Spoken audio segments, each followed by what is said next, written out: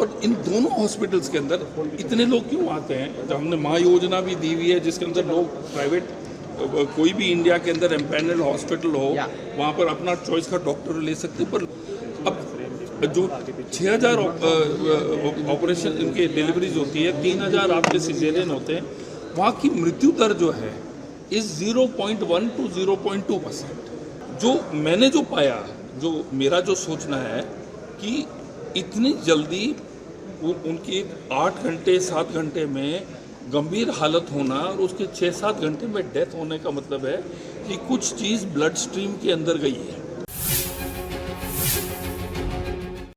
देखिए, कई जो ड्रग्स हैं उनका कोलकाता तक गया हुआ है, जो आपके कैंडुला लगाते हैं वो भी गया है।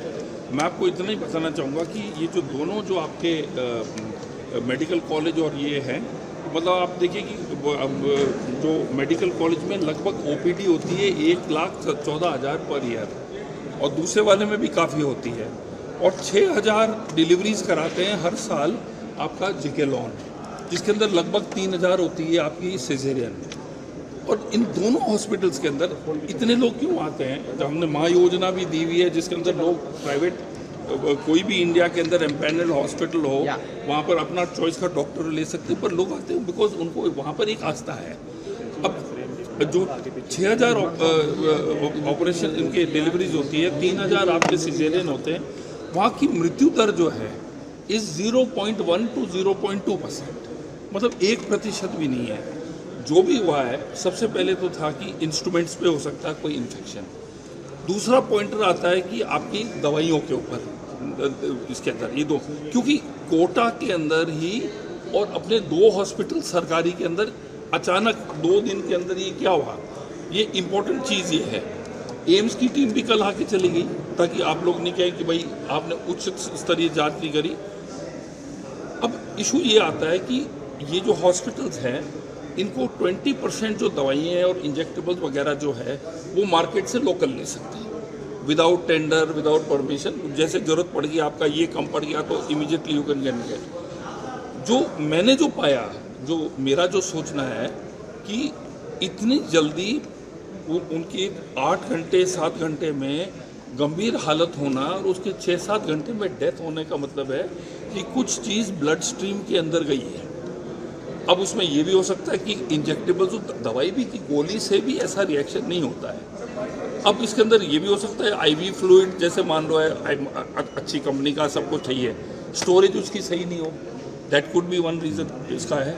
लेकिन अभी एम्स टीम ने भी सब जांचें कर ली है और रिपोर्ट्स जो है वो लगभग 23 तारीख तक आ जाएंगी इस हमारे जितने भी लैब से हैं। तो 80% दवाइयाँ तो RMSCL की है, 20% दवाइयाँ जो हैं वो है लोकल मार्केट से ली है। कुछ चीज़ जो ब्लड स्ट्रीम के अंदर इमीडिएटली गया है, और जब मृत्यु दर जो है 0.1% से लेके 0.2% है, 1,14,000 OPD एक हॉस्पिटल में हो रही है, 6,000 डिलीवरी हो रही है जिसके अंदर 3,000 आपके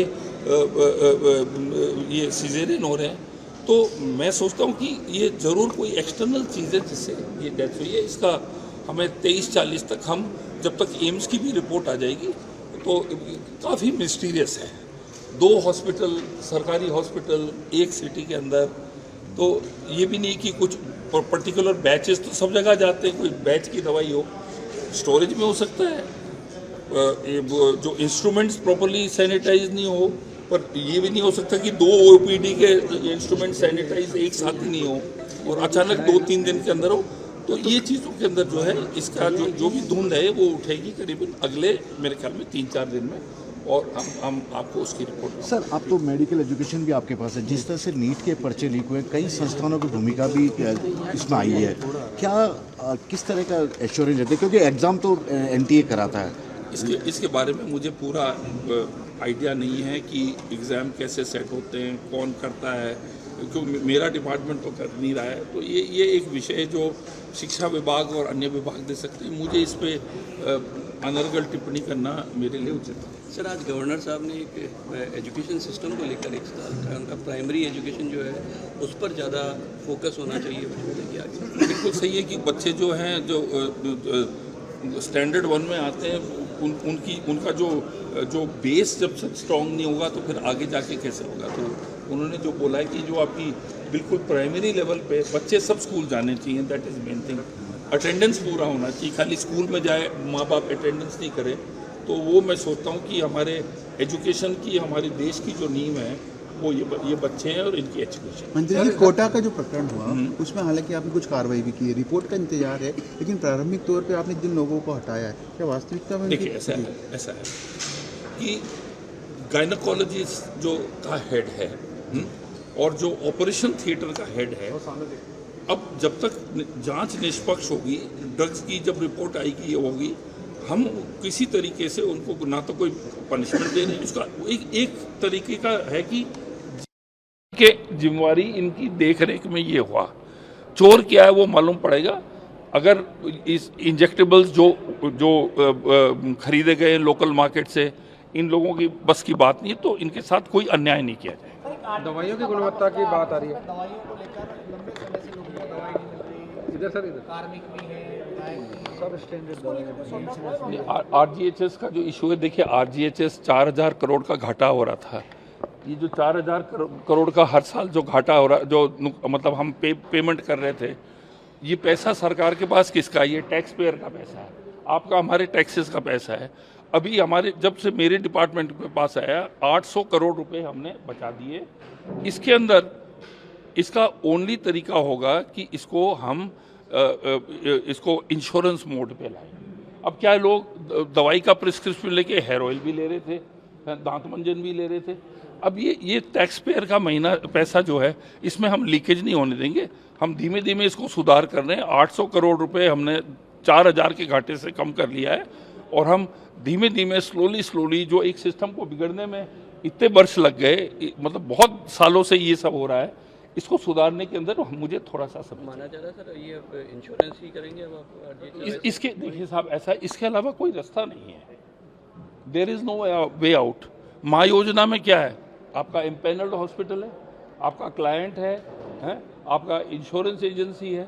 अब कितनी अच्छी चल रही है माँ योजना। हॉस्पिटल का जैसे बोला मैंने कि आज आप लोगों के पास जो आयुष पोर्टल है, आयुष पोर्टल के थ्रू आप लोग इंडिया में कोई भी डॉक्टर, कोई भी हॉस्पिटल, जो हॉस्पिटल एम्पैनल्ड है, हम लोग बाहर जा सकते हैं, हम चेन्नई में भी जा सकते हैं, हम मेदांता में भी जा सकते हैं और बाहर के लोग यहाँ आ सकते हैं।